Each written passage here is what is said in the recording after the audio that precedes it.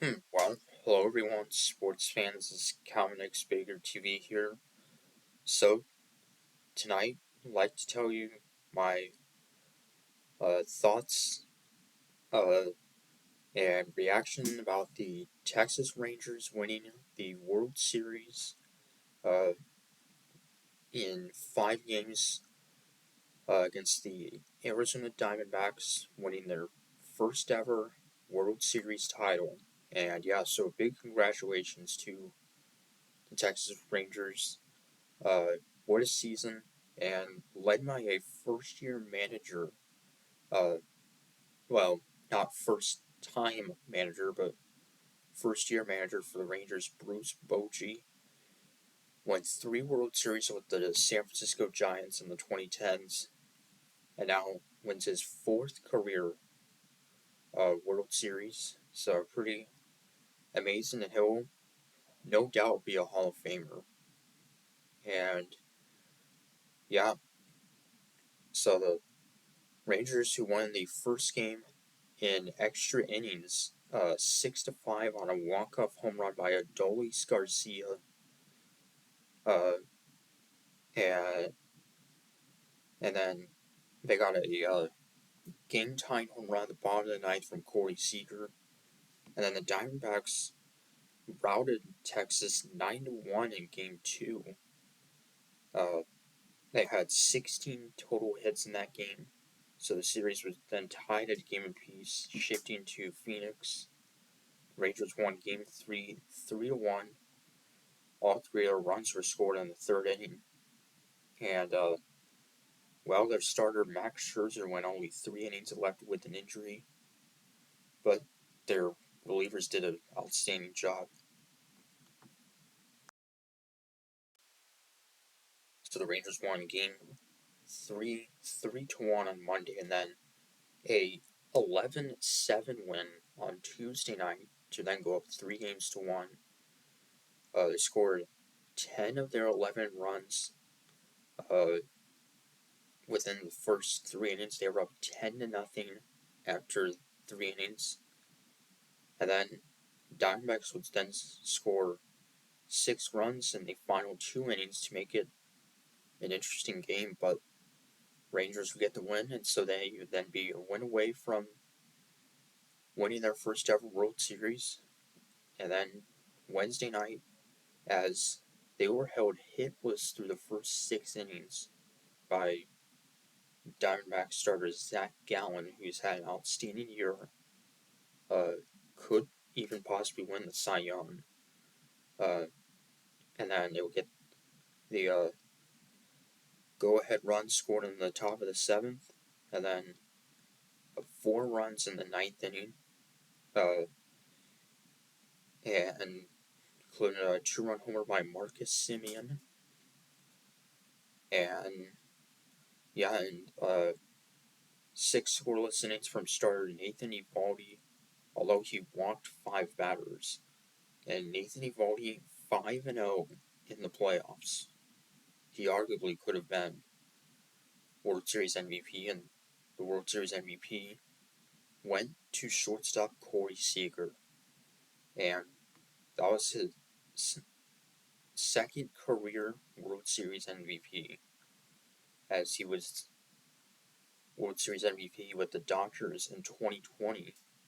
Ironically enough, that World Series was being played at the Rangers Stadium due to the pandemic. So, and Seager one of just a handful of players ever to win 2 World Series MVP in the first ever, with uh, 1 in each league. So pretty amazing. Seager had an amazing regular season, and so if he stays healthy next year, then he could have a monster season. So, and if you all watched my prediction video that I made, I predicted that the Rangers would win in 6 games, and I predicted that Corey Seager would win World Series MVP. So I got one of the 2 things right. Was which is pretty pretty cool. So uh, and both of these teams, I don't think many people expected them to be in the World Series at the beginning of the year. Definitely not the Diamondbacks. I mean, they only had 84 wins in the regular season, and they were like the uh, last team to actually make it into the playoffs. And they swept the Brewers, swept the Dodgers, came back, beat the Phillies, and although unfortunately they lost in 5 games, it was definitely a big, successful season. So, um, yeah, I think Texas Rangers definitely will have a great year next year. Looking at the favorites to win the World Series in 2024, the Atlanta Braves are the favorites. No surprise there. I mean, they were the best team uh, in the regular season, and followed by the Astros, the Rangers, the Dodgers, and the Orioles, and the Phillies. So it's the end of a pretty wild Major League season. Uh, my St. Louis Cardinals had a season to forget. Really, it was not a very good year. Uh, Hoping next year will be better. So, but overall, it was a pretty exciting season overall in Major League Baseball. First year with the new rules, the pitch clock, and the larger bases, and the pitch clock definitely made games go much faster. So, and I definitely think it's working out very well.